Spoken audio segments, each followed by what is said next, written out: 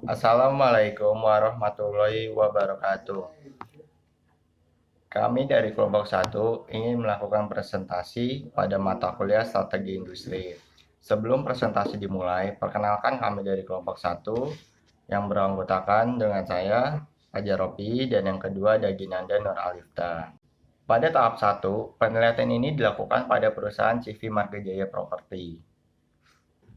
Pada status perusahaan, CV Marga Jaya Property merupakan perusahaan berbadan bentuk usaha dengan skala kecil, yakni dalam bentuk CV. Pada kegiatan operasional yang dilakukan perusahaan, CV Marga Jaya Property adalah bidang usaha yang bergerak di bidang furnitur. Pada kegiatan operasional yang dilakukan, perusahaan CV Marga Jaya Property menghasilkan produk berbahan dasar kayu. Produk-produk yang dihasilkan perusahaan CV Marga Jaya Property yaitu seperti produk lemari, kitchen set, dan meja rias. Perusahaan CV Marga Jaya Property merupakan perusahaan yang berlokasi di Kota Bekasi atau dengan tepatnya di Jalan Raya Ciketeng Asem, RT 03 RW 05, Kelurahan Mustikasari, Kecamatan Mustikajaya, Kota Bekasi. Status kepemilikan perusahaan CV Marga Jaya Property dipimpin langsung oleh Bapak Diki Pramono dengan memiliki jumlah karyawan sebanyak 22 orang yang terbagi menjadi beberapa divisi. Pada proses produksinya, perusahaan CV Marga Jaya Property memiliki kapasitas produksi sebesar 10 produk dalam 1 bulan. Perkembangan usaha yang dilakukan perusahaan CV Marga Jaya Property mengembangkan usaha ke bidang granit dengan melakukan pembuatan granit, pemotongan granit, dan pemasangan granit. Dalam hal pemasaran, CV Marga Jaya Property mengembangkan pemasarannya secara online dengan website, marketplace seperti Bukalapak, Lazada, dan Shopee, dan dalam media sosial seperti Facebook dan Instagram. Pada tahap 2, analisis model bisnis dengan pendekatan bisnis model Canva atau BMC akan dijelaskan oleh Saudara Ginanda.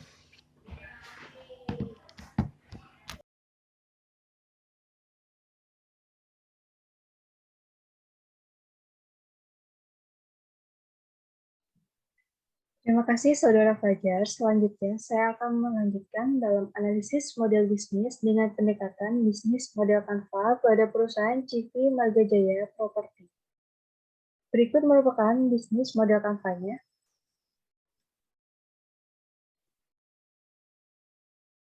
Kita masuk dalam elemen pertama dalam bisnis model Canva adalah customer segment.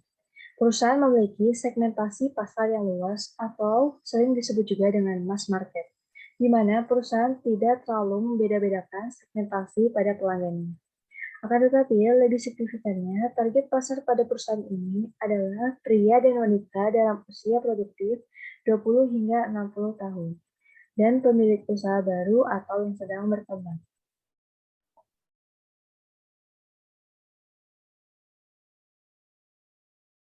Selanjutnya, elemen kedua yaitu customer relationship atau hubungan konsumen. Perusahaan menggunakan personal assistance di mana pemilik pengusaha turun tangan langsung dengan tujuan agar mempererat hubungan dengan pelanggan lebih dari sekedar antara penjual dan pembeli, tetapi lebih daripada kekeluargaan.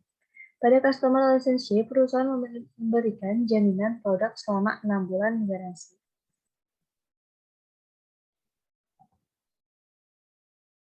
Selanjutnya, elemen ketiga adalah value proposition.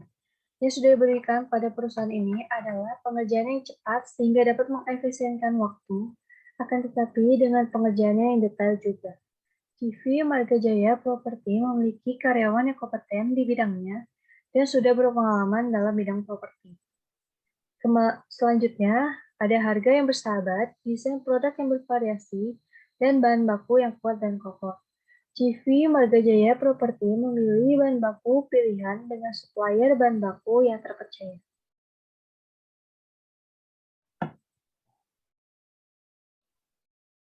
Selanjutnya, pada elemen keempat adalah channel atau saluran. Perusahaan menggunakan cara direct sales channel dengan lebih rinci, yaitu person to person atau mulut ke mulut. Dari penyebaran secara mulut ke mulut, perusahaan bisa mendapatkan relasi yang luas seperti mendapatkan proyek di wilayah Jakarta hingga Purwakarta. Akan tetapi, perusahaan juga mengembangkan pemasarannya agar dapat menjangkau lebih luas customer melalui media sosial seperti Facebook dan Instagram, kemudian menyediakan website serta marketplace.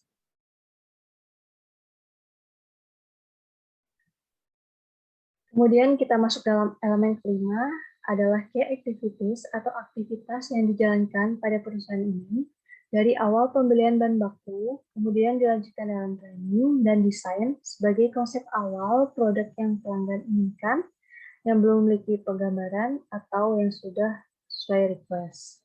Kemudian dilanjutkan dengan proses pembuatan produk. Setelah produk jadi, kemudian dilakukan pengiriman, bisa menggunakan mobil dan lainnya.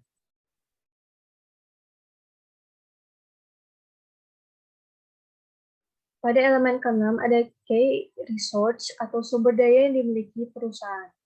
Adalah desainer sebagai orang yang mendesain apa yang dipesan oleh customer dari ukuran hingga bentuk yang diinginkan. Marketing sebagai tim pemasaran produk agar dapat dikenal oleh target pelanggan. Kemudian terakhir ada pelanggan dan pertukangan sebagai orang yang menjalankan produksi. Elemen ketujuh ada key partner. Perusahaan memiliki rekan kerja yang dipilih untuk membantu proses bisnisnya, yakni pertama adalah supplier kayu dan bahan finishing. Yang kedua ada konsultan arsitektur dan interior. Yang ketiga ada rumah sakit, dan yang keempat ada kontraktor.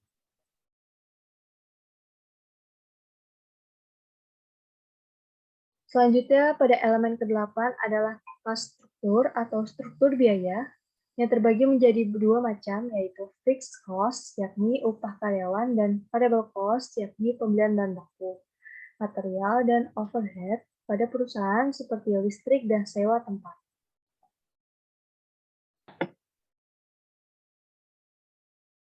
Elemen terakhir ada revenue stream, pendapatan yang dipakai. Elemen yang ke-9 dan yang terakhir ini ada revenue stream, pendapatan yang didapatkan perusahaan berasal dari penjualan produk, dan combining list price, serta negotiation, yakni memiliki price list dalam jasa desain, tidak menutup kemungkinan negosiasi terjadi pada transaksi tersebut.